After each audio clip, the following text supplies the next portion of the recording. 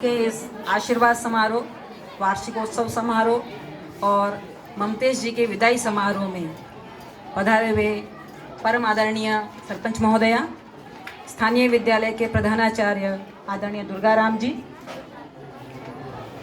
आदरणीय भाई प्रेमाराम जी, आदरणीय रानीगांव प्रधानाचार्य जयमाला जी,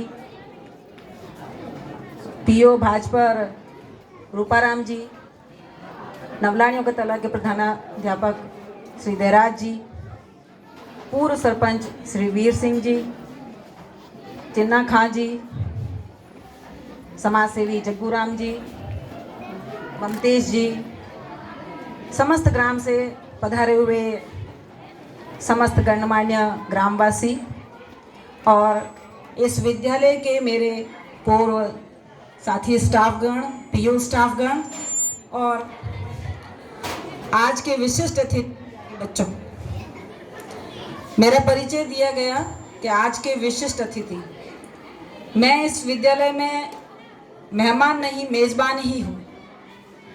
मुझे कभी जाने का अवसर ही नहीं मिला। हर कार्यक्रम में आप लोग इतना आत्मीय स्नेह से आमंत्रित करते हैं, मुझे ऐसा लगता है मेरे विद्यालय का कार्यक्रम ही है।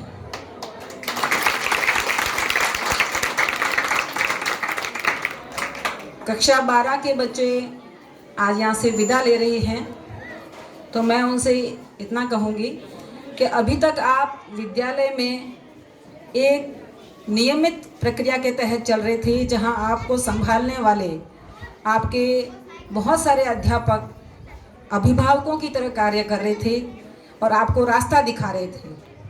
अभी आप कक्षा 12 की परीक्षा के बाद संसार सागर में प्रवेश करोगे, जहाँ पे आपको खुद को सावधान रहना होगा, खुद के लक्ष्य का निर्धारण करना होगा।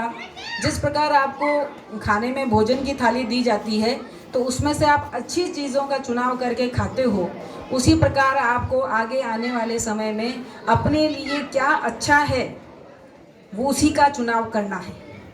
इस परीक्षा के लिए आप अपना लक्ष्य निर्धारित करें, क्योंकि परीक्षा अब ज़्यादा दूर नहीं है, और अपने पुनरावर्ती कार्य का जो भी आपका रिवीजन चल रहा है उसके आप टाइम टेबल निर्धारित करें, ताकि आपके परीक्षा तक आपका प्रत्येक विषय का 2 बार पुनरावर्ती कार्य हो जाए।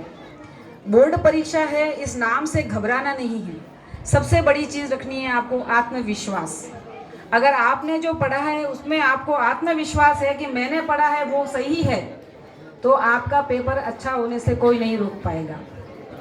शिक्षा आप विद्यालय से प्राप्त कर रहे हो, साथ में संस्कार भी प्राप्त कर रहे हो। आने वाले समय में आप बाहर जाओगे तो आपसे पूछा जाएगा, आपके आचरण के द्वारा ही वो आपका अनुमान लगा लेंगे कि आपके पीछे परिवार कैसा है, आप किस विद्यालय से आए हो। इसलिए बेटा संस्कार जरूर बनाए रखना अपने अंदर। आपको मैं आगामी परीक्षा के लिए बहुत बहुत शुभकामनाएं देती हूँ।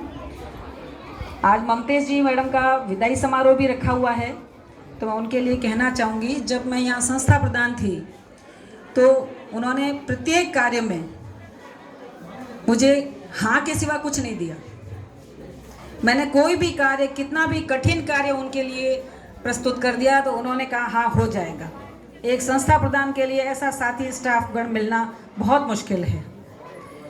बच्चों के लिए उनकी जो भूमिका थी वो बच्चे जानते हैं कि उनके मन में उनके लिए क्या स्थान है। जिस प्रकार एक बैकपाइपर चलता है बांसुरी बजाते हुए और उसके पीछे पूरा शहर चलता है, वैसे ही ममतेश जी मैडम जब इस विद्यालय में जाते थे तो ये छोटे बच्चों की फौज उनके पीछे मोहित हुई भी चलती थी।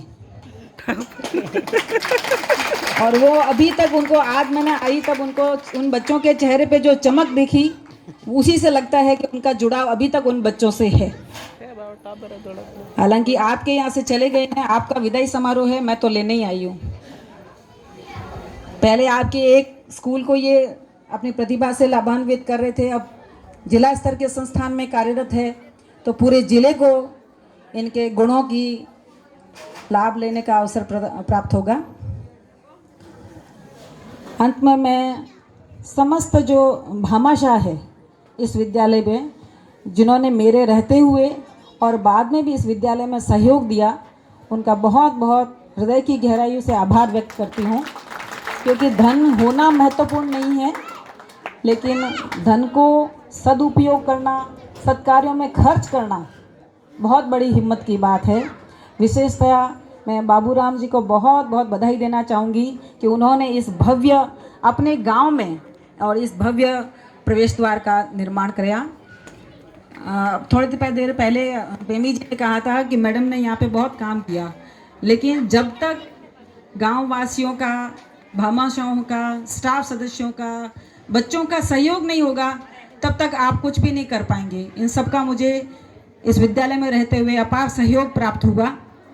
और ये तो कहावत ही है कि हमेशा जो प्रसिद्धि है या प्रशंसा है वो कंगूरे को मिलती है और नींव के पत्थर नीर में ही रह जाते हैं। तो मैं उन सभी नींव के पत्थरों को आज आभार धन्यवाद देना चाहती हूँ। और अंत में आप सब ने मुझे आज यहाँ बुलाया, इतना स्नेह दिया, इसके लिए बहुत बहुत आभार धन्यवाद।